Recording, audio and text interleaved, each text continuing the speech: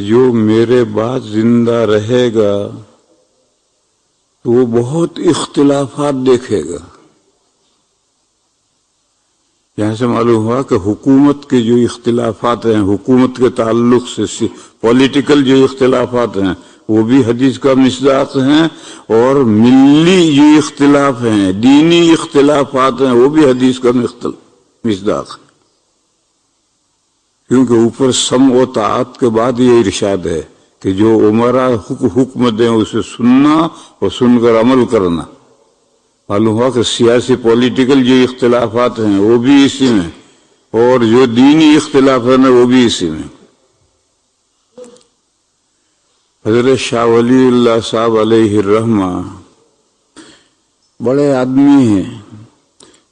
ہم لوگ ہندوستان، پاکستان، بنگلہ دیش کے سب لوگ ان کو خوب جانتے ہیں، اور جو نہیں جانتا وہ باولا ہے. اگر شاہ صاحب کو بھی نہیں جانتا تو کیا ہندوستانی ہے پھر؟ عرب کا بچہ انہیں جانتا ہے اور ہندوستان کا آدمی نہ جانے تو باولا ہی تو ہوگا. حجت اللہ ان کی مشہور کتاب ہے. اس کتاب کے بالکل آخر میں فتن کا بیان ہے، فتنے. تو حضرت شاہ صاحب نے تمام حدیثوں کا خلاصہ نچوڑ 6 فتنے بیان کیے ہیں. امت 6 فتنوں سے بہت زیادہ دوچار ہوگی. اور شاہ صاحب نے یہ بھی بیان کیا کہ اس امت پر فتنے زیادہ آئیں گے. گزشتہ امتوں پر فتنے کم آتے تھے، اس امت پر فتنے زیادہ آئیں گے. کیوں؟ اللہ تعالی کی سنت پچھلی امتوں کے ساتھ اور اس امت کے ساتھ الگ الگ ہے. پچھلی امتوں کے ساتھ اللہ کی سنت یہ تھی کہ ایک نبی تشریف لاتے تھے، ان پر جو کتاب نازل ہوتی تھی وہ لوگ ان کے بعد ان کا انتقال ہو جاتا تھا، اور ان پر جو کتاب نازل ہوئی تھی اسے لوگ آہستہ آہستہ بگاڑ دیتے تھے. ماڈل بھی بگاڑ دیتے تھے اور کتاب دعوت بھی بگاڑ دیتے تھے.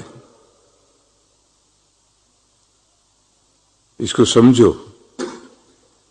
ہمیں کوئی بہت بڑا محل بنانا ہو، کوئی کوٹھی بنانی ہو، کوئی قلعہ بنانا ہو، کوئی بڑا مینشن بنانا ہو، کاسل بنانا ہو، تو آرکیٹیکٹ سے نقشہ بنواتے ہیں.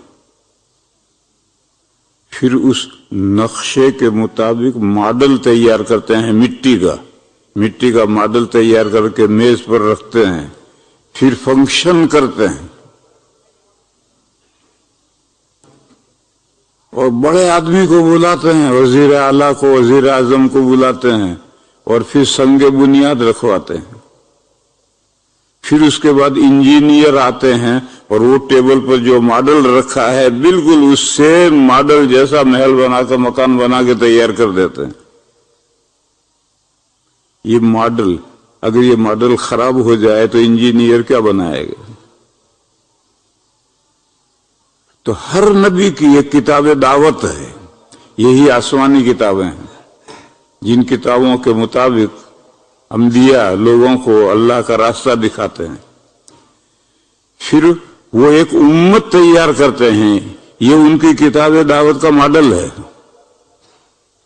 پھر جب وہ نبی دنیا سے تشریف لے جاتے ہیں تو پیچھے آہستہ آہستہ کتاب دعوت میں بھی تحریف ہو جاتی ہے اور ماڈل میں بھی گڑبڑ ہو جاتی ہے. ماڈل بھی خراب، کتاب دعوت بھی خراب. پھر اللہ تعالیٰ نیا نبی مبعوث کرتے ہیں. یہ پچھلی امتوں کے ساتھ طریقہ رہا اللہ کا. کلما ہلاک نبی خلفہ آخر. جب کسی پیغمبر کا یہ انتقال ہوتا تھا تو اس کے بعد دوسرے پیغمبر مبعوث ہوتے تھے. کب؟ فوراً نہیں. پہلے نبی کی کتاب دعوت بھی بگڑ گئی جو انہوں نے امت تیار کی تھی، ماڈل تیار کیا تھا اپنی کتاب دعوت کے اکارڈنگ، جو ماڈل تیار کیا تھا وہ ماڈل بھی خراب ہو گیا. تو پھر اللہ تعالیٰ دوسرا نبی بھیجتے ہیں اور دوسرا رسول آ کر دوسری محنت شروع کرتا ہے. اس امت کا معاملہ الگ ہے.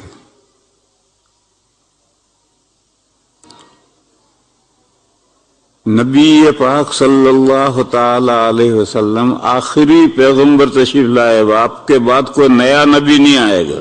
عیسیٰ علیہ السلام تو اتریں گے لیکن وہ نئے نبی نہیں ہیں. جیسے آپ کے اس ملک میں وزیر اعظم ہے،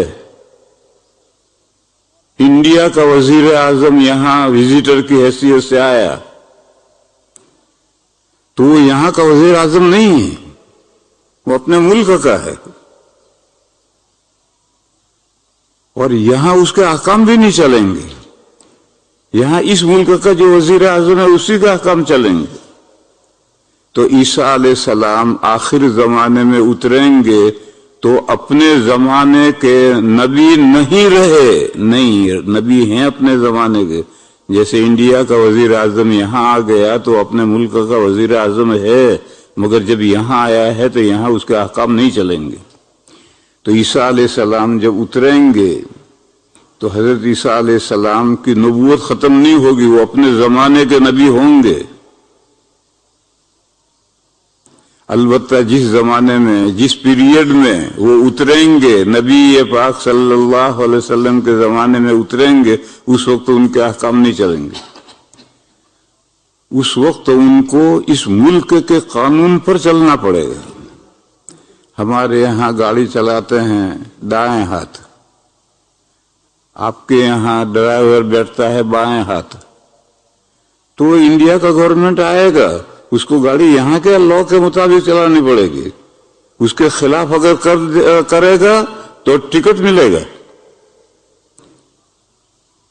اور ہمارے یہاں ریڈ میں سے بھی گزر جاتے ہیں، کوئی پوچھتا نہیں. یہاں اگر ریڈ میں سے وہ گزر گیا تو کیمرے میں آ جائے گا، فوراً ٹکٹ کرائے گا. بہرحال وہاں کا وزیر اعظم ہے، اس کو یہاں کے قوانین کا فالو کرنا ہوگا. تو عیسیٰ علیہ السلام جب دنیا میں اتریں گے تو وہ نبی پاک صلی اللہ علیہ وسلم کی شریعت کا فالو کریں گے.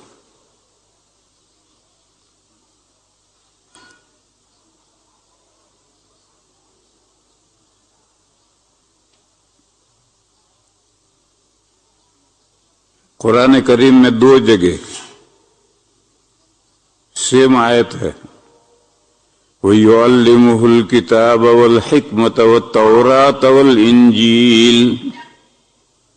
اللہ تعالیٰ عیسیٰ علیہ السلام کو قرآن پاک سکھلائیں گے اور احادیث شریفہ سکھلائیں گے، اور اللہ نے ان کو تورات سکھلائی اور انجیل سکھلائی.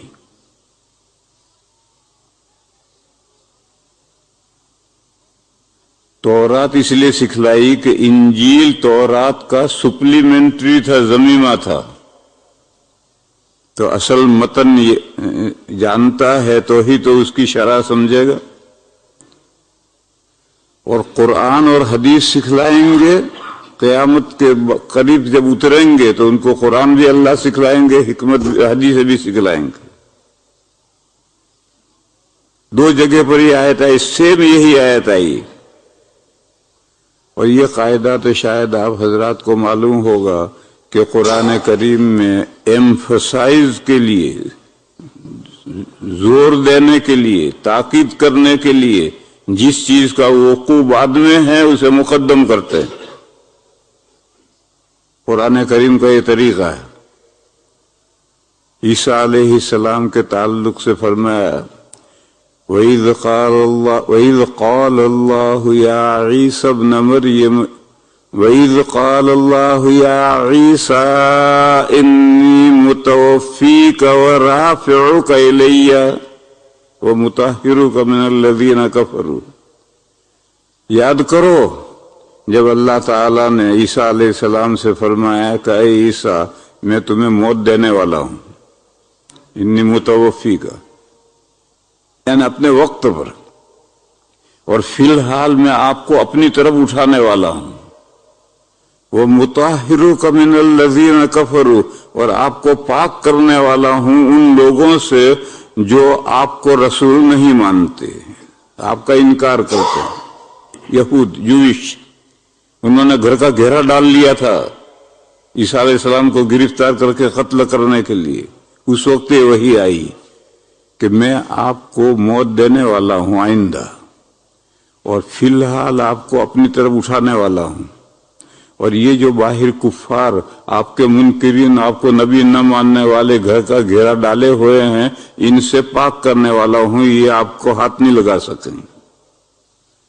یہاں موت دینے والا ہوں، اس کا وقوع بعد میں ہوگا، اور اٹھانے والا ہوں اپنی طرف، اس کا وقوع پہلے ہے، مگر پہلے متوفیقہ کو بیان کیا، رافعہ کو بعد میں بیان کیا، تاکہ کسی کو اس سے غلط فہمی نہ ہو جائے کہ عیسیٰ علیہ السلام ما فوق الفطرت ہستی تھے، مرے نہیں، آسمان پر اٹھا لیے گئے، معلوم ہوا اللہ کے بیٹے تھے۔ یہ جو واقعہ پیش آیا تھا، عیسیٰ علیہ السلام کو آسمان پر اٹھا لیا تھا اللہ تعالیٰ نے، اسی سے عیسائیوں کو غلط فہمی ہوئی، اور انہوں نے کہا وہ انسان نہیں تھے، وہ اللہ کا بیٹا تھا، باپ نے بیٹے کو بلا لیا اپنے پر۔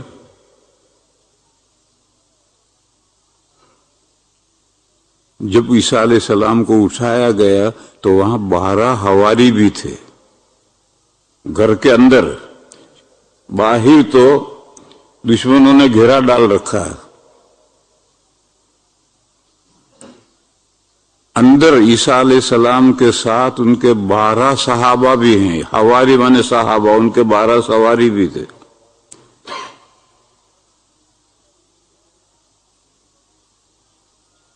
پھر حضرت غسل کرنے نہانے گئے، گرمی ہوگی تو نہا کر آئے، تولیہ استعمال نہیں کیا، بالوں سے پانی ٹپک رہا تھا،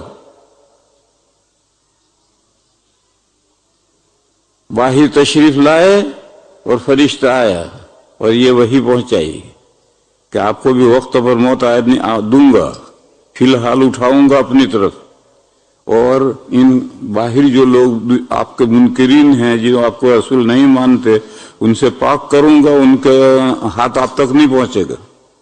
اور پھر ان حواریوں کے بیچ میں اٹھا لیا تو حواریوں نے دیکھا ہے، 12 حواریوں نے دیکھا ہے، ان کی آنکھوں کے سامنے عیسیٰ علیہ السلام اٹھائے گئے ہیں، گم نہیں ہوئے، غائب نہیں ہوئے۔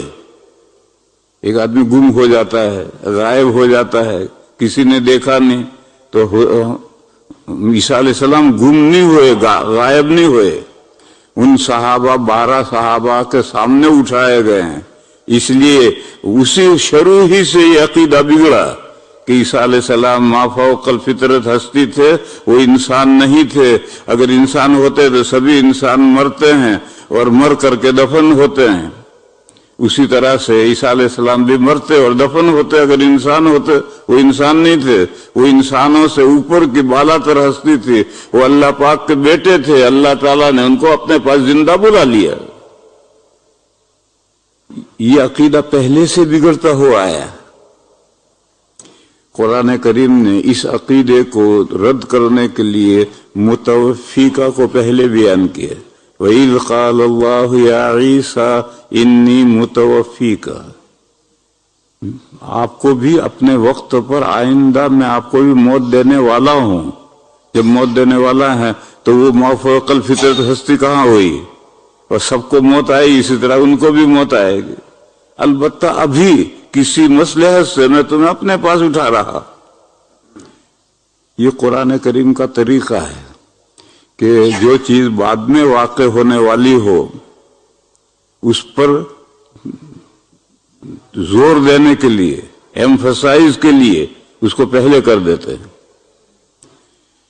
میراث کی آیتیں ہیں، اس میں میراث کے احکام بیان کیے ہیں، تو 3 جگہ ایک ہی رکوع میں فرمایا من بعد وصیۃ توصون بها او دین، یہ حصہ شوہر کا، بیوی کا وغیرہ کا میت کے چھوڑے ہوئے مال میں سے پہلے وصیت پوری کرو، من بعد وصیت توصون بہا، پہلے وصیت پوری کرو۔ وصیت تہائی مال میں ترکے میں ہوتی ہے، تہائی ترکے سے زائد وصیت باطل ہے، بشرطے کہ ورثہ عاقل بالغ ہوں اور وہ اس کو نافذ نہ رکھے تو باطل ہے۔ اور اگر ورثہ عقل مند ہیں، پاگل کوئی نہیں ہے، بچے نہیں ہیں، بالغ ہیں، سمجھدار ہیں، وہ تہائی سے زائد وصیت کو بھی جائز رکھیں کہ ہمارے حصے میں سے وصیت جائز رکھتے ہیں، تو تہائی سے زیادہ بھی وصیت جائز ہے۔ پھر قرضہ، جو میت کے نام قرضہ ہے، وہ قرضہ ادا کرو، چاہے سارا مال قرضے میں چلا جائے۔ اور دیکھو مسئلہ یہ کہ قرضہ سب سے پہلے تو میت مر گئی، اس کا جو ترکہ ہے اس میں سے اس کی تجہیز و تکفین ہوگی۔ تجہیز و تکفین میں اگر وہ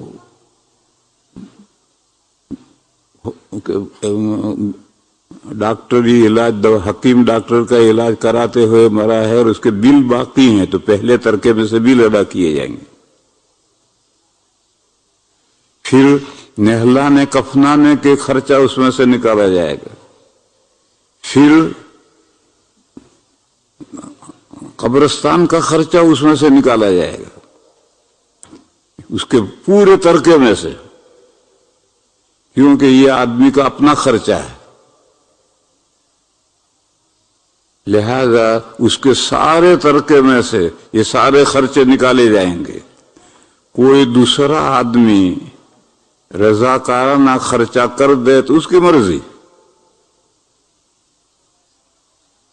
اور اگر کوئی کرنے والا نہیں تو میت کے ترکے میں سے، سارے جمی ترکے میں سے خرچہ ادا ہوگا۔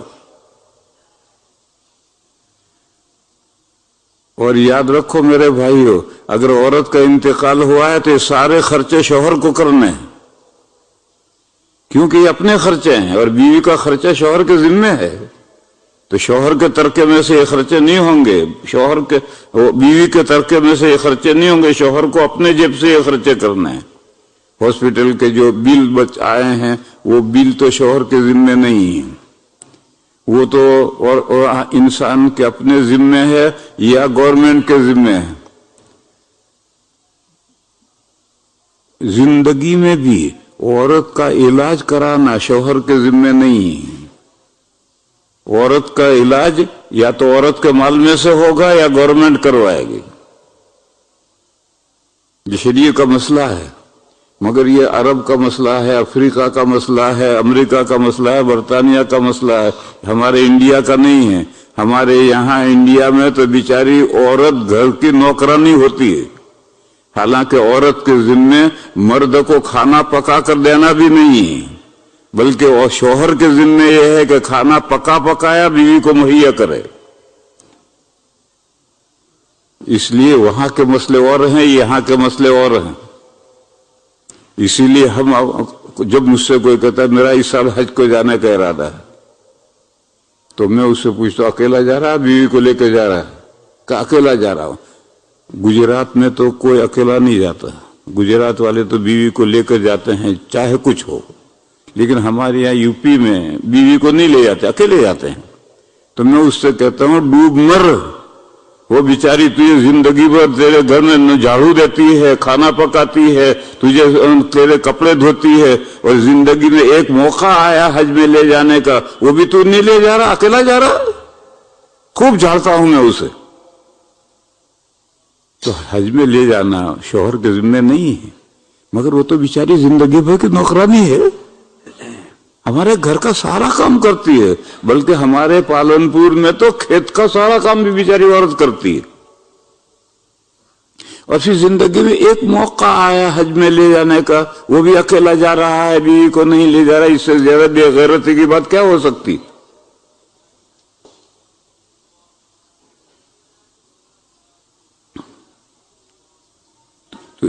تو میں نے کہا کہ جو دواؤں کا علاج کا ہے وہ تو یا تو گورنمنٹ دے جیسے آپ کے یہاں دیتی ہے، اور گورنمنٹ نہ دے، ہمارے یہاں گورنمنٹ نہیں دیتی تو پھر اس کے بیوی کے ترکے میں سے ہوگا، لیکن اس کے بعد مر گئی، اب مر گئی اس کے بعد میں قبر کا خرچہ، کفن کا خرچہ، نہلانے کا خرچہ، اٹھانے کا خرچہ، یہ سارے خرچے عورت کے ترکے میں سے نہیں لی جائیں گے، شوہر دے گا، کیونکہ یہ بیوی کا نفقہ شوہر پر واجب ہے، یہ نفقے میں آتا ہے، یہ خرچے میں آتا ہے، لہذا اس کے نفقے میں واجب ہے اس کے ذمہ۔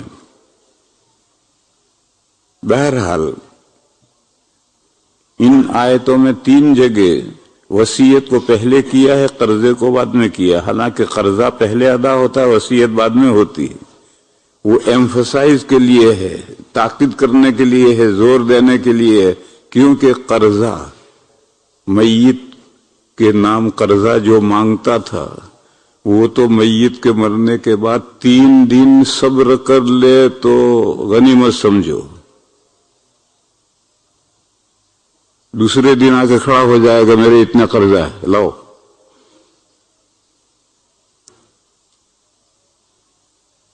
اور وصیت کی ہے کہ فلاں مسجد کو اتنا دینا، فلاں مدرسہ کو اتنا دینا، غریبوں کو اتنا دینا، تو مدرسہ کیا مانگنے آئے گا، مسجد کیا مانگنے آئے گی، غریب کیا مانگنے آئیں گے، وہ رسا دیں گے، تھینک یو، نہیں دیں گے تو صبر۔ تو اس لیے وصیت کو مقدم کیا کہ وصیت کو معمولی مت سمجھو، یہ تو دین سے قرضے سے بھی مقدم ہے۔ تو میں قرآن کریم کا قاعدہ سمجھا رہا تھا کہ وہ کسی چیز پر جب زور دینا چاہتا ہے تو اس کو وجود کے اعتبار سے اگرچہ مؤخر ہوتا ہے اسے مقدم کرتا ہے۔ تو حضرت عیسیٰ علیہ السلام کو جو اٹھایا گیا تھا تو اس کو مقدم نہیں کیا، بلکہ موت آئے گی، قیامت کے قریب میں موت آئے گی، اس کو مقدم کیا اور اٹھانے کو بعد میں بیان کیا ہے۔ یہ قرآن کریم کا طریقہ ہے۔ قادیانی اسی سے استدلال کرتے ہیں کہ عیسیٰ علیہ السلام مر گئے، جیسے تمام انبیاء مر گئے، وفات ہو گئی تمام انبیاء کی، ہمارے آقا ان کی بھی وفات ہو گئی۔ قرآن میں 2 جگہ آیت ہے افَإِن مَاتَ أَوْ قُتِلَ إِنَّكَ مَيِّتٌ وَإِنَّهُمْ مَيِّتٌ، تو حضور کی بھی وفات ہو گئی، ایسے ہر نبی کی وفات ہو گئی، تو وہ کہتے ہیں عیسیٰ علیہ السلام کی وفات ہو گئی، انی متوفیکا، میں تمہیں وصول کرنے والا ہوں، موت دینے والا ہوں۔ اور فرمایا وَرَافِعُكَ إِلَيَّ، پھر تم کو اپنی طرف اٹھانے والا ہوں، یعنی تمہاری موت دے کر روح نکال کر روح کو اپنے پاس اٹھانے والا ہوں۔ یہ کمبخت قادیانی یہ مطلب بیان کرتے ہیں، اس جو قرآن کریم کا طریقہ سمجھتے نہیں ہیں کہ قرآن کریم کا طریقہ کیا ہوتا ہے۔ اور ایک بات بہت باریک ہے، آپ حضرات نہیں سمجھیں گے لیکن زبردستی سمجھاؤں گا، وہ یہ ہے کہ عربی زبان میں فعل 3 ہیں، ماضی، مضارع اور امر۔ ماضی پاسٹ ٹینس، جو زمانہ گزر گیا، آپ اس وقت جس زمانے میں اس سے پہلے جو زمانہ گزرا وہ ماضی، اور دوسرا ہے آرڈر، امر، پانی لا، تو پانی لا گزرے ہوئے زمانے میں تھوڑی آرڈر دے گا، آئندہ زمانے میں تھوڑی آرڈر دے گا، ابھی اٹھ یہاں سے جا کے پانی لا۔ تو ماضی میں ماضی زمانہ ہوتا ہے، امر میں آئندہ زمانہ حال کا زمانہ ہوتا ہے، اور مضارع میں دونوں زمانے ہوتے ہیں، مضارع بھی اور حال بھی، حال بھی اور مستقبل بھی، مضارع نہیں، مضارع میں دونوں زمانے ہوتے ہیں، حال بھی مستقبل بھی۔ ہم بچوں کو یاد کراتے ہیں یفعل کرتا ہے یا کرے گا، یا لاتے ہیں بیچ میں، یعنی کرتا ہے فی الحال یا کرے گا آئندہ.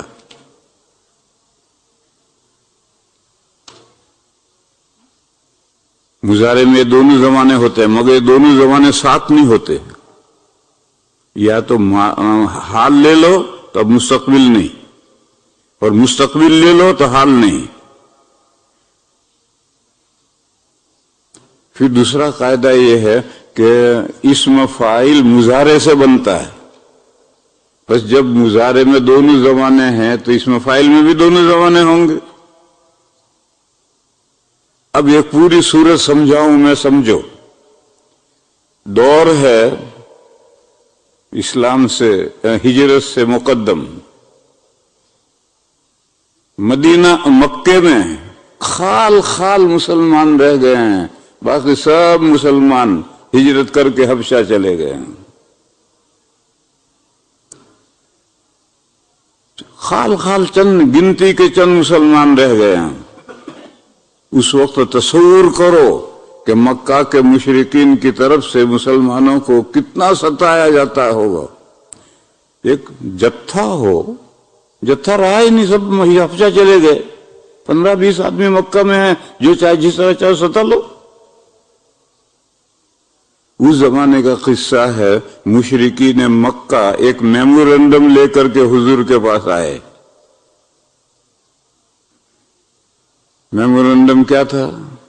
انہوں نے اسکیم پیش کی کہ روز روز کا جھگڑا ٹھیک نہیں، کمپرومائز کرو. آپ ہماری مندروں میں آئیں، ہمارے مورتیوں کی عبادت کریں، ہم آپ کی مسجد میں آئیں گے، آپ کے اللہ کی عبادت کریں گے. رام بھی رہے راضی، رحمان بھی رہے راضی، جھگڑا ختم کرو. یہ اسکیم لے کر آئے، یہ میمورنڈم لے کر آئے.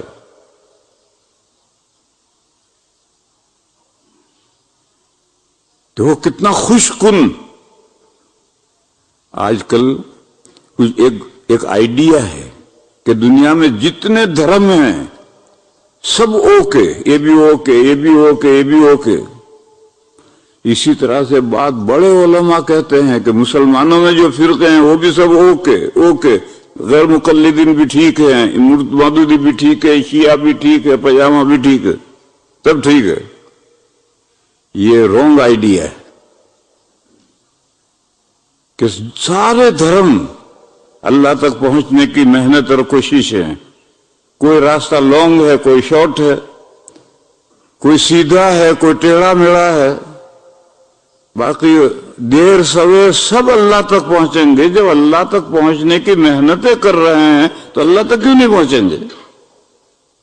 یہ ایک بہت خوش کن نظریہ ہے، یہ رونگ نظریہ ہے.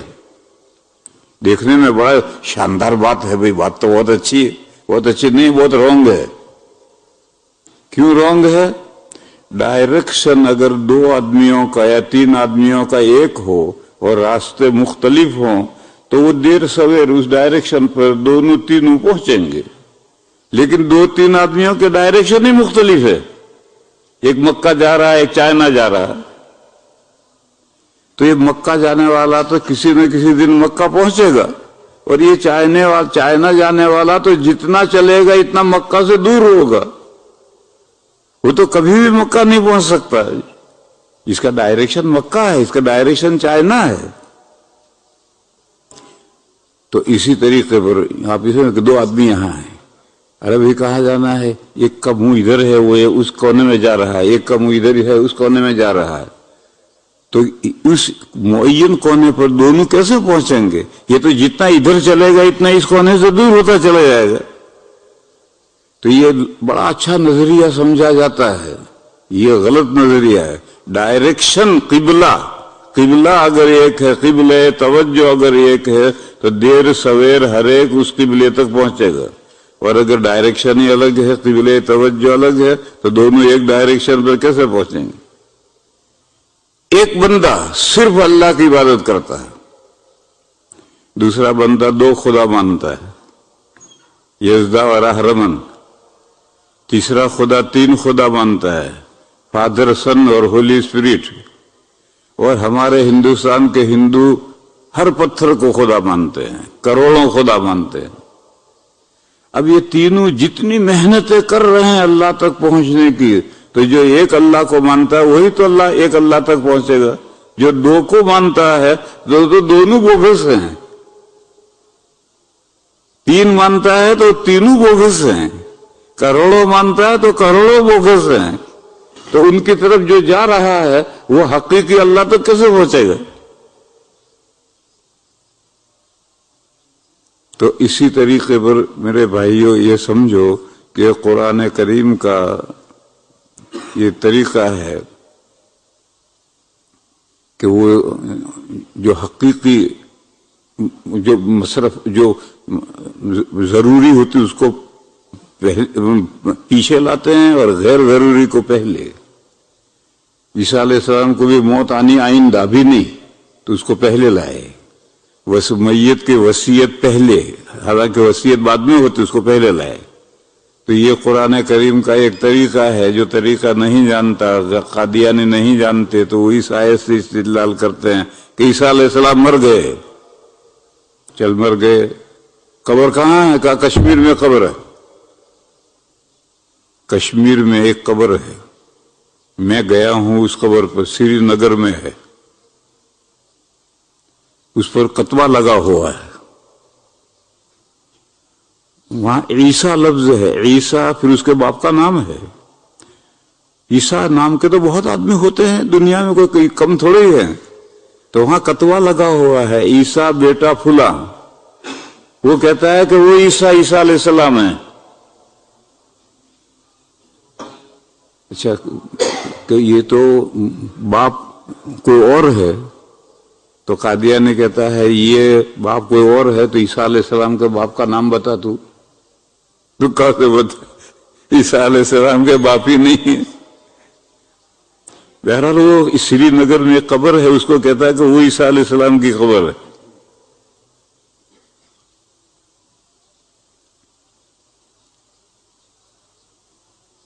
تو وہ کفار میمورنڈم لے کر آئے، بھئی کمپرومائز کرو، آپس کا جھگڑا ختم کرو، مسجد مندر کا جھگڑا ختم کرو، تم ہمارے مندر میں آؤ، ہمارے مورتیوں کی پوجا کرو، ہم تمہارے مسجد میں آئیں گے، تمہارے اللہ کی پوجا عبادت کریں گے۔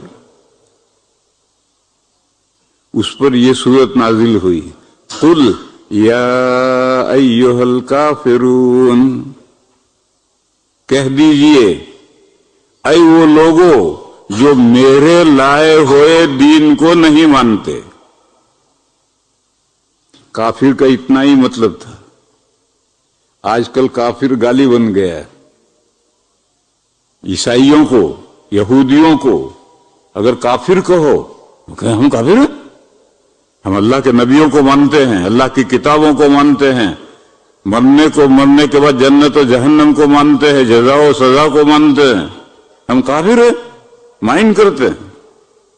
اور یہ تو کافر ہیں، ہمارے ہندوستان کے ہندوؤں کو اگر کافر کہیں تو وہ بھی مائنڈ کرتے ہیں، حالانکہ وہ کچھ بھی نہیں مانتے، نہ اللہ کی کتاب ان کے پاس ہے، نہ نبیوں کو مانتے ہیں، نبیوں کو بھی خدا مانتے ہیں، اوتار مانتے ہیں، نہ جنت مانتے نہ جہنم مانتے، جنت و جہنم اسی دنیا میں مانتے ہیں۔ وہ کہتے ہیں مرا اور فوراً دوسری جگہ پر زندہ ہو گیا، اگر اچھے کام کیے تھے تو اچھے جیون میں آ گیا، برے کام کیے تو برے جیون میں آ گیا، آوا گون۔ وہ بھی کہتے، وہ بھی کافر لفظ پسند نہیں کرتے، اگر ہم ان کو کہیں کافر تو وہ کہتے ہیں ہم کافر ہیں، ہم بھگوان کو مانتے ہیں، بھگوان کو ایشور مانتے ہیں۔ ایشور یعنی خالق، اللہ تعالیٰ کو خالق مانتے، اللہ کے علاوہ کسی کو خالق نہیں مانتے۔ ایشور، ایشور کے معنی ہے خالق۔ یہ جتنی مورتیاں مندروں میں ہیں ان کو خالق ایشور نہیں مانتے۔ تو کہا ہم ایشور کو مانتے ہیں، اس کو ہم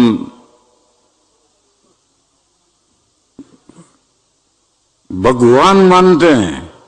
بھگوان مانے معبود، بھگ کے مانے عبادت، اسی لیے جو عبادت گزار ہوتا ہے وہ بھگت کہلاتا ہے، بھگت یعنی عبادت گزار۔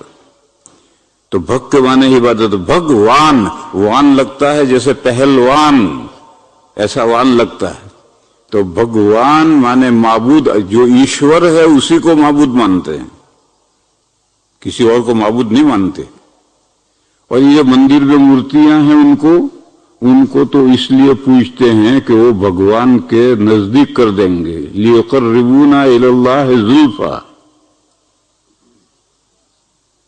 ان کو معبود نہیں مانتے، ان کو تو اللہ تک، بھگوان تک پہنچنے کا وسیلہ مانتے ہیں، ذریعہ مانتے ہیں کہ یہ ہمیں اللہ کے قریب کر دیں گے. جب وسیلہ مانتے ہیں اور پھر اللہ کے بندے پوری دنیا میں بھگوان کی بھکتی کا ایک مندر نہیں ہے.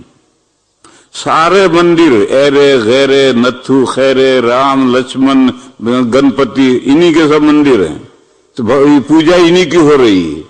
اور جو بھگوان ہے، جو معبود ہے، اس کی تو پوری دنیا میں ایک مندر بھی نہیں ہے. بس اب جب سب کا ڈائریکشن الگ ہے تو اب سب حقیقی اللہ تک کیسے پہنچیں گے؟ تو اس لیے میں نے کہا کہ وہ نظریہ بڑا خوش کن ہے، اور یہ مکہ کے مشرکین یہی نظریہ لے کر آئے تھے. تو قرآن نے ان کے میمورنڈم کو رد کیا، ریجیکٹ کیا کہ تمہارا یہ میمورنڈم نو ایکسپٹ. اور بات شروع کی، قل یا ایھا الکافرون، آپ ان سے کہیے کہ اے وہ لوگو جو میرا لایا ہوا دین نہیں مانتے. کافر کا اتنا ہی مطلب تھا، مگر اب گالی بن گیا. تو اب گالی بن گیا تو مت استعمال کرو. کسی کو گالی دینا کوئی اچھا تھوڑا ہی ہے، دوسرا لفظ بدل دو. چنانچہ ہم ہندوؤں کے لیے کافر، کفار نہیں استعمال کرتے، غیر مسلم، اور انگریزی میں کہتے ہیں نن مسلم. تو یہود و نصارہ کے لیے نن مسلم، اور ہم غیر مسلم استعمال کرتے ہیں. اس کو برا نہیں مانتے. وہ کہتے ہیں ہاں ہم نن مسلم ہیں، ہم مسلمان نہیں ہیں، ہم غیر مسلم ہیں، مسلمان نہیں ہیں. تو جو لفظ ان کو برا نہ لگے وہ استعمال کرو. زمانہ بدلنے کے ساتھ الفاظ بدلتے ہیں، وہ خراب ہوتے ہیں. پاخانہ اتنا برا لفظ ہے کہ مسجد میں بولنے کو جی نہیں چاہتا، لیکن یہ شاندار لفظ ہے. یہ اصل لفظ ہے پائین خانہ، گھر کا پچھلا حصہ. پہلے جب پرانے زمانے میں گھر کا آگے کا حصہ، گھر سے نکلنے کا، گھر کا چہرہ ہے، پھر گھر ہے، اور پیچھے باڑہ ہے، باڑہ میں بیت الخلا ہے. تو پوچھیں گے فلاں کجا رفت، فلاں آدمی کہاں گیا، کہ در پائن خانہ رفت، گھر کے پچھلے حصے میں گیا ہے. اب دیکھو کتنا شاندار لفظ ہے. پیشاب بہت شاندار لفظ ہے. یہ اصل ہے پیش آب، آگے پانی، کہ فلاں کہاں گیا، کہ برائے پیشاب رفت، آگے پانی کرنے گیا. لیکن استعمال ہوتے ہوتے کہ اصل یہ ہے اور یوں ہے اور یوں ہے سب ذہن سے نکل گیا. تو اب مسجد میں یا مہذب مجلس میں پاخانہ پیشاب بولتے ہوئے شرم آتی. اور ایسا جب ہو جاتا ہے تو پھر لفظ بدل دیتے ہیں. عربی میں اس وقت 13واں لفظ استعمال ہو رہا ہے دورۃ میاہ. 12 لفظ استعمال ہو کر کے متروک ہو گئے، 13واں لفظ استعمال ہوتا ہے دورۃ میاہ. اور وہ بھی جب خراب ہو جائے گا تو پھر عرب 14واں لفظ استعمال کریں گے. ہم بھی مہذب مجلس میں پاخانہ نہیں استعمال کرتے، بلکہ استنجے گیا ہے، ضرورت سے گیا ہے. یہ ضرورت بھی بہت اچھی، جائے ضرورت، جائے ضرورت گیا ہے، ضرورت کی جگہ گیا ہے. وہی بگڑ کر جاجرو ہو گیا ہے. جاجرو جائے ضرورت ہے.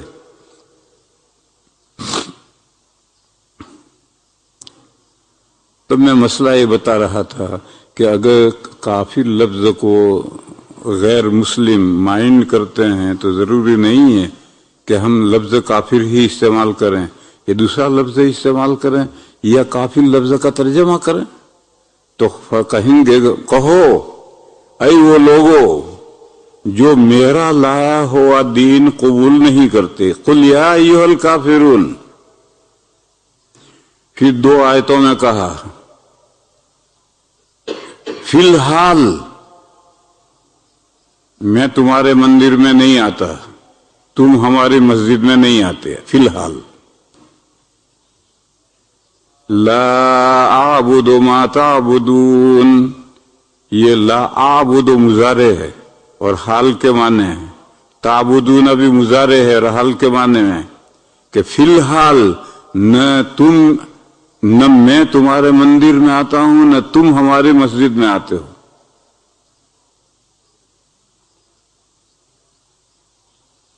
قل یا ایھا الکافرون لا اعبد ما تعبدون ولا انتم عابدون ما اعبد. اور سنو، اس کا الٹا بھی نہیں ہوگا. تم ہماری مسجدوں میں فی الحال نہیں آتے اور ہم تمہاری مسجدوں میں نہیں آتے. Double traffic. نہ ہم تمہاری مسجدوں میں آتے ہیں نہ تم ہماری مسجدوں میں آتے ہو.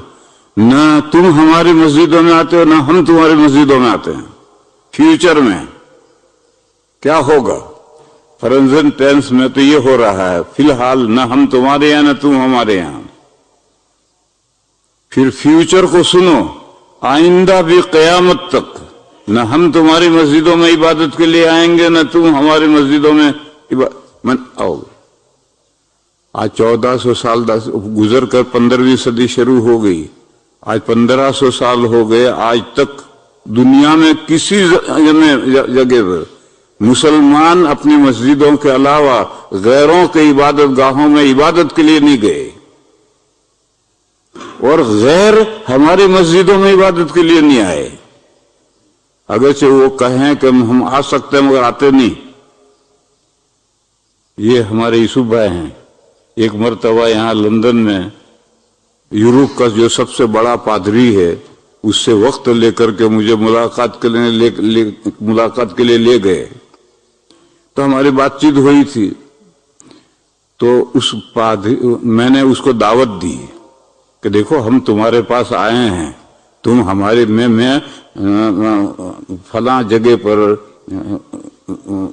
اسٹامفورڈ ہل میں فلاں مسجد قبا ہے، اس قبا میں ٹھہرا ہوا ہوں، آپ میرے پاس آئیے، میں آپ کے گھر آیا ہوں آپ سے بات کرنے کے لیے، دینی باتیں کرنے کے لیے. یہ میں نے دعوت دی. میں نے اس سے دعوت دی کہ میں آپ کے پاس دینی باتیں کرنے آیا ہوں، پولیٹیکل نہیں، فلسطین کی باتیں کرنے نہیں آیا، دینی باتیں کرنے آیا ہوں. میں مسجد قبا میں ٹھہرا ہوں، آپ میرے پاس تشریف کیوں نہیں لاتے؟ تو اس نے مجھے جواب دیا کہ ہم مسجدوں میں جا سکتے ہیں، چرچوں میں نہیں جا سکتے. یہ اس نے جو یورپ کا سب سے بڑا پادری ہے اس نے کہا ہم مسجدوں میں جا سکتے ہیں، چرچوں میں نہیں جا سکتے. میں نے پوچھا کہ بہت سمجھنے کی بات ہے. میں نے پوچھا وائے آپ مندروں چرچوں میں کیوں نہیں جاتے، مسجدوں میں کیوں جا سکتے؟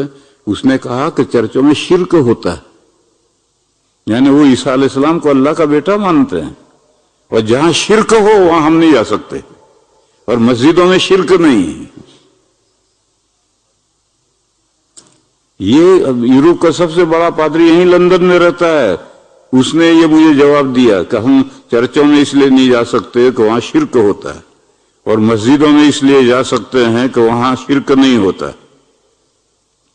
مسجدوں میں بھی شرک ہونے لگا. یہ جو بدعتی ہیں، بریلوی ہیں، وہ ایک نماز پڑھیں گے تو سجدہ یوں کریں گے، پھر دوسرا سجدہ نماز سے فارغ ہو کر ایک سجدہ یوں شمال کی طرف کریں گے اور پھر سجدے میں دعا مانگیں گے.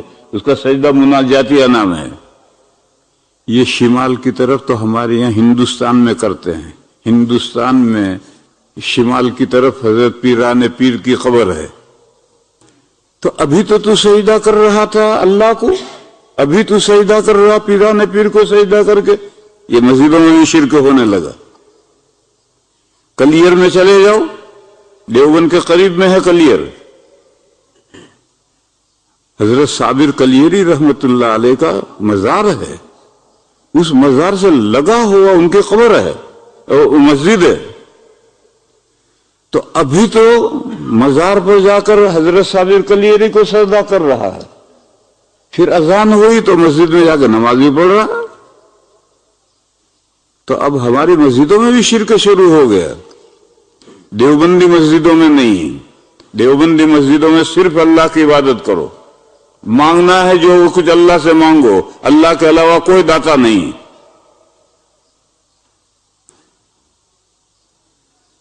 تو اس پادری نے ربائی نے یہ کہا مجھ سے کہ ہم چرچوں میں نہیں جا سکتے، اس لیے کہ وہاں شرک ہوتا ہے، عیسیٰ علیہ السلام کو اللہ کا بیٹا مانا جاتا ہے، اور مسجدوں میں ہم آ سکتے ہیں، وہاں کوئی شرک نہیں ہوتا، مگر آج تک آیا نہیں۔ کہا کہ ہم آ سکتے ہیں مگر آیا نہیں۔ ہم تو گئے اس کے گھر، اور گھر جا کر سب سے اس سے گفتگو کی، میں نے باقاعدہ وقت لے کر جا کر گفتگو کی، مگر وہ آج تک نہیں آیا ہے۔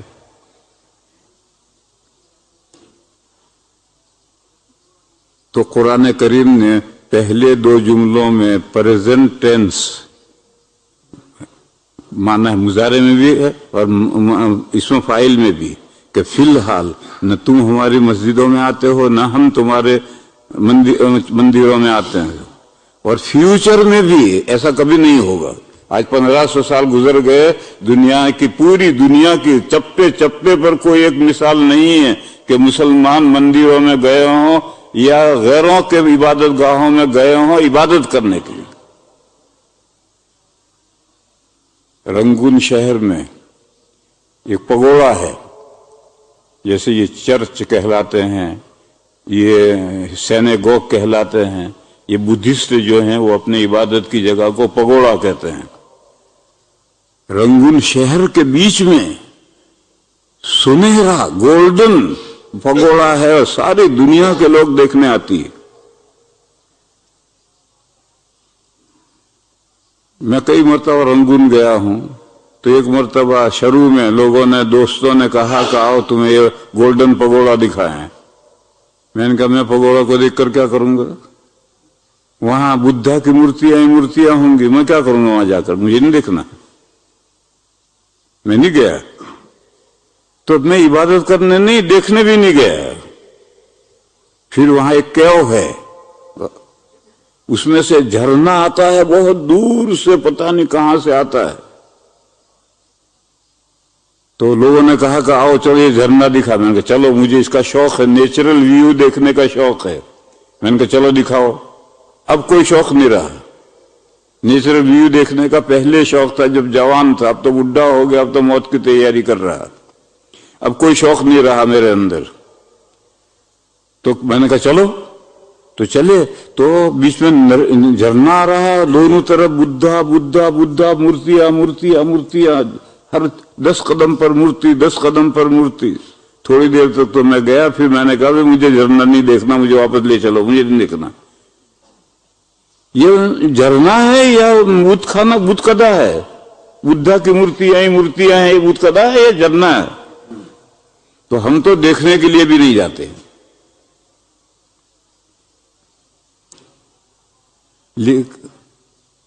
بہرحال قرآن نے دوسری دو آیتوں میں کہا کہ فیوچر میں بھی نہ تم ہماری مسجدوں میں آؤ گے نہ ہم تمہارے مندروں میں آئیں گے، اور نہ اس کا برعکس ہوگا۔ لکم دینکم ولی دین، تمہارے لیے تمہارا دین ہے، میرے لیے میرا دین ہے، تم اپنے دین پر رہو، ہم اپنے دین پر رہیں۔ یعنی نو کمپرومائز اور نو جھگڑا۔ کمپرومائز بھی نہیں کہے، جھگڑا بھی نہیں۔ تو مسجد و مندر ساتھ ساتھ ہیں، جو مندر کا پجاری ہو مندر میں جائے، جو مسجد کا نمازی ہو مسجد میں جائے، جھگڑو کیوں؟ اور ماضی میں ہندوستان میں ایسے مندر اور مسجدیں ساتھ ساتھ رہے ہیں اور اب تک ہیں، اور اب جھگڑے کھڑے ہوئے ہیں اس کے۔ بھائی دونوں عبادت گاہ ہیں، تیری عبادت گاہ یہ ہے تو وہاں جا، میری عبادت گاہ یہ ہے میں یہاں جاتا ہوں۔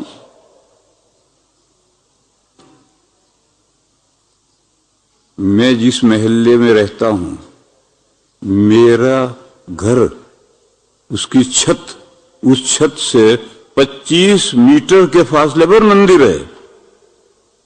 اور صبح کو وہ گھنٹے بجاتے ہیں، ٹیپ ریکارڈ چلاتے ہیں، گانے بجاتے ہیں، بھگوان بھکتیاں بجاتے ہیں. میں پریشان. لیکن بہرحال ان کا حق ہے، وہ اپنی جگہ میں مندر ہے، ہمارا کیا جھگڑا ہے ان سے.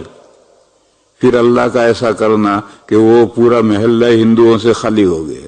مسلمانوں نے مکان خرید لیے تو وہ ہندو کہیں دوسری جگہ چلے گئے، بڑی بڑی قیمتیں دے کر خرید لیے، دوسری جگہ چلے گئے. اب وہ مسجد ویران، اب کوئی وہاں ہندو ہے ہی نہیں، مسجد ویران ہو گیا. لیکن کوئی ہم نے توڑا نہیں، مسلمانوں نے توڑا نہیں. اگر مسلمان توڑیں گے تو ہندو بڑی مصیبت کھڑی کر دیں گے، مندر توڑ دیا، حالانکہ ہندو کوئی ہے ہی نہیں. تو ایسے پرانے زمانے میں جب پورا گاؤں مسلمان ہو گیا تو اب جو مندر ہے اس کو کیا کریں گے؟ مسجد بنا دیں گے. اسی طرح سے جب پورا گاؤں ہندو ہو گیا، کوئی مسلمان رہا ہی نہیں، تو جو مسجد ہے اس کو کیا کریں گے؟ اس کو مندر بنا دیں گے. ساری دنیا میں ہمیشہ ایسا ہی ہوتا آیا تھا. اور بابری مسجد کا جو جھگڑا ہے وہ تو پولیٹیکل جھگڑا ہے.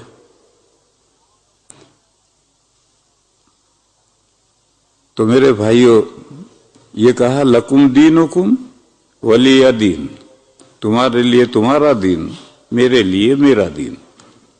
یعنی نو کمپرومائز اور نو جھگڑا. جھگڑا کا لفظ انگریزی مجھے نہیں معلوم. یہ سورت اتری ہے. پھر ایک سوال ہے کہ جو مکہ میں فی الحال جو صورتحال ہے، یہ صورتحال کب تک رہے گی؟ ہمارا ہاتھ کافروں کے ہاتھ کے نیچے کب تک دبا رہے گا؟ تو اگلی صورت آئی ہے، بہت زیادہ دن نہیں ہے، بہت جلد اللہ کی مدد آ رہی ہے اور یہ مکہ فتح ہو جائے گا، اسلامی شہر بن جائے گا. اذا جاء نصر اللہ والفتح وَرَأَيْتَ النَّاسَ يَدْخُلُونَ فِي دِينِ اللَّهِ أَفْوَاجًا. جب مکہ فتح ہو جائے گا تو سارا مکہ مسلمان ہو جائے گا، اور سارا مکہ ہی نہیں، سارا جزیرۃ العرب دھڑا دھڑ اسلام میں آئے گا. تو پھر حضور کو اطلاع دی کہ آپ ہمارے یہاں آنے کی تیاری شروع کریں، آپ کا کام پورا، دنیا میں آپ کا کام پورا. یہاں رکو میرے بھائیو، ایک بات سمجھو، اللہ ہیں، خالق و مالک ہیں. اللہ کے بعد انبیاء کی حیثیت، نبی اللہ کے بعد انبیاء کی حیثیت ہے. کیوں؟ وہ انبیاء اللہ کے میسنجر ہیں. گزشتہ ادوار میں یہیں تک تھا اللہ اور رسول، اللہ اور رسول، لا الہ الا اللہ، موسیٰ رسول. لیکن نبی پاک صلی اللہ علیہ وسلم آخری نبی کا زمانہ آیا تو اب صورتحال بدلی. اللہ کے میسنجر حضور اور حضور کے میسنجر صحابہ. جیسے حضور اللہ کے میسنجر ہیں، صحابہ حضور کے میسنجر ہیں، اور ساری دنیا میں دین لے کر صحابہ پہنچے ہیں، حضور نہیں گئے. حضور تو جب جزیرۃ العرب میں کام پورا ہوا تو اطلاع آئی فسبح بحمد ربک واستغفرہ انہ کان توابا. اب آپ ہمارے یہاں آنے کی تیاری کریں، جزیرۃ العرب کے لوگ دھڑا دھڑ اسلام میں آنے لگے تو آپ کا کام پورا ہوا. ایک حدیث ہے بہت اعلیٰ درجے کی.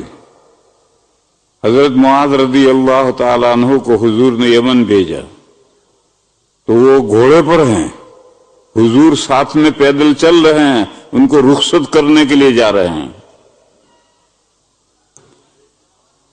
حضور نے پوچھا معاذ تم وہاں گورنر بن کر جا رہے ہو، فیصلے کیسے کرو گے؟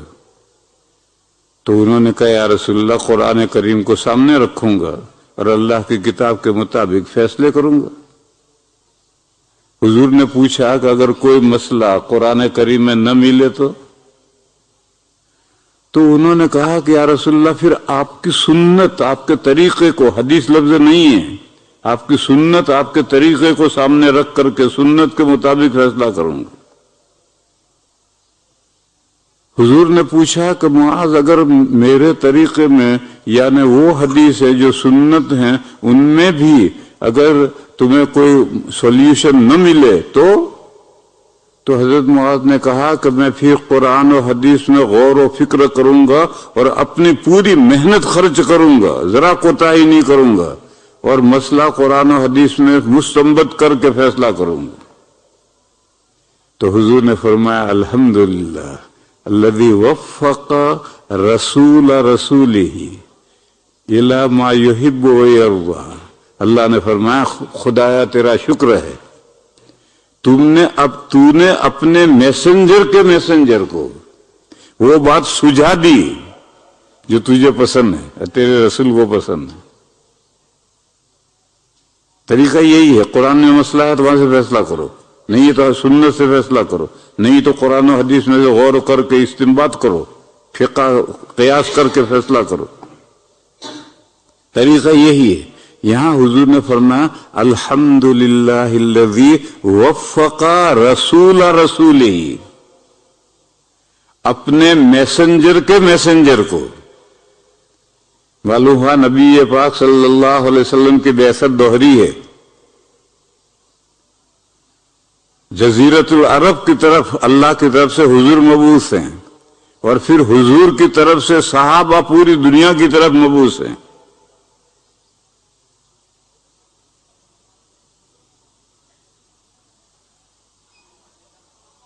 یہ کب ہے؟ جب حضور کی وفات ہو جائے گی، مکہ فتح ہو گیا، جزیرۃ العرب اسلام میں داخل ہو گیا، حضور کی وفات ہو گئی، اب صحابہ اٹھے، کوئی ایسٹ میں جا رہا، کوئی ویسٹ میں جا رہا، کوئی نارتھ میں جا رہا، تو ساری دنیا 50 سال ہوتے ہوتے ساری دنیا میں صحابہ نے دین اسلام پہنچا دیا۔ کیوں؟ وہ میسنجر تھے۔ تو اس لیے قل یا ایھا الکافرون کے بعد اذا جاء نصر اللہ، اور اس نے یہ صورت آ کر کے اس نے اشارہ کیا کہ بہت دنوں تک مسلمانوں کا ہاتھ دبا نہیں رہے گا، بہت جلد مسلمانوں کا ہاتھ اوپر آئے گا، جب مکہ فتح ہو جائے گا، سارا جزیرۃ العرب دھڑا دھڑ اسلام میں آنے لگے گا۔ اور کتنا وقت لگے گا؟ کل 8 سال لگیں گے۔ 8 سال ہوتے کیا ہے، آنکھ جھپکتے 8 سال گزر جاتے ہیں۔ حضور نے ہجرت کی، لڑائیاں شروع ہوئی، اور 8ویں سال مکہ فتح۔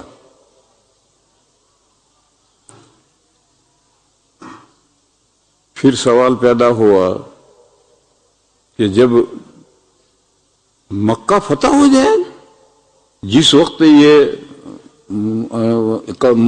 میمورنڈم پیش ہو رہا تھا اور قرآن کریم جواب دے رہا تھا، اس وقت تو سوچو چند مسلمان تھے مکہ میں، ان کا ہاتھ بیچارہ دبا ہوا۔ تو یہ تصور سے بالاتر کہ ایک وقت آئے گا کہ یہ چند آدمی ہیں حضور کے ساتھ، یہ مکہ فتح کر لیں گے، وہ سارا مکہ دیکھتا ہوا رہ جائے گا۔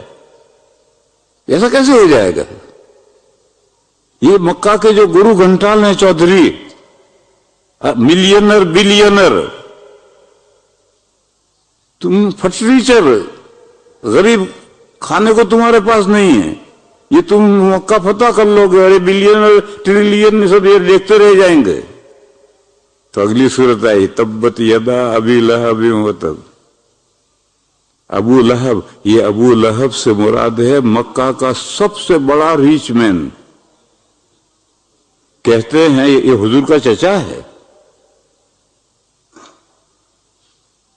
کہتے ہیں کہ اس کے پاس سونا گولڈ اتنا تھا کہ جس کمرے میں وہ گولڈ تھا اس کمرے میں جاؤ تو سارا کمرہ بھڑکتا ہوا معلوم ہوتا تھا۔ لہب کے معنی بھڑکنا۔ تو فرمایا یہ ابو لہب کے دونوں ہاتھ ٹوٹیں گے، تبت یدا ابی لہب وتب، وہ خود بھی ہلاک ہوگا۔ یعنی یہ بلینر، ملینر، یہ ٹریلینر، یہ سب ستیہ ناش ہو جائے گا، ان کی دولت ان کے کچھ نہیں کام آئے گی، اور مکہ فتح ہو جائے گا۔ فرمایا تبت یدا ابی لہب وتب ما اغنی عنہ مالہ وما کسب، نہ اس کا پہلے سے جمع شدہ مال کچھ کام آئے گا، نہ آج اس نزول آیت کے بعد جو کمائے گا وہ بھی کچھ نہیں کام آئے گا۔ اور سب اور وہ نہیں، اس کے ہیلپر، اس کی بیوی جو سوختہ لاتا ہے وہ سوختے ہی میں رسی میں مر جائے گی، اس کا پیسہ کمایا ہوا یہ ابو لہب کے ریچ مین کے کچھ کام نہیں آئے گا۔ یوں تبت یدا آئی ہے۔ پھر سوال پیدا ہوا کہ ارے ایسا کون کر دے گا؟ بظاہر تو یہ تو محال نظر آتا کہ حضور کا شوہرہ اتنا ہو جائے، چند آدمی مسلمان اتنے ہو جائے کہ مکہ فتح کر دے، سارا جزیرۃ عرب ختم ہو جائے، مکہ کے سارے چودھری مر جائیں، یہ کیسے ہو جائے گا؟ اگلی صورت ہے قل هو اللہ احد، کہہ دو کہ اللہ ایک ہے، اللہ الصمد، وہ بے نیاز ہے، وہ سب کچھ کر سکتا ہے، ان سب چودھریوں کو تباہ کرے گا اللہ جو صمد ہے۔ یوں یہ چار صورتیں ایک سلسلے کی کڑی ہیں۔ میمورینڈم اس کا جواب سے اشکال پیدا ہوا، اس کا لیے نصر، اس پر اشکال پیدا ہوا تبت یدا، اس پر اشکال پیدا ہوا صمد، یہاں آ کر یہ سلسلہ ختم۔ پھر اس کے بعد کا جو مضمون ہے وہ میں نے پہلے سمجھایا ہے کہ 5 دشمن، یہ جو مکہ والے دشمن ہیں، اس دشمنوں سے تو ہم 2 ہاتھ کر لیں گے، لیکن 5 دشمن ایسے ہیں کہ ان سے مقابلہ اللہ کی پناہ کے علاوہ نہیں ہو سکتا۔ یہ مضمون پہلے میں نے بتایا تھا۔ اس مضمون کے بعد یہ مضمون کیوں آیا؟ یہ مکہ کے جو دشمن ہیں ان سے تو ہم 2 ہاتھ کر لیں گے، یہ تو اوپن دشمن ہیں، لیکن 5 دشمن ہڈن ہیں، ان سے نمٹنا آسان نہیں ہے۔ اس سے نمٹنے کے لیے اللہ کی پناہ لینا ضروری ہے۔ وآخر دعوانا ان الحمدللہ۔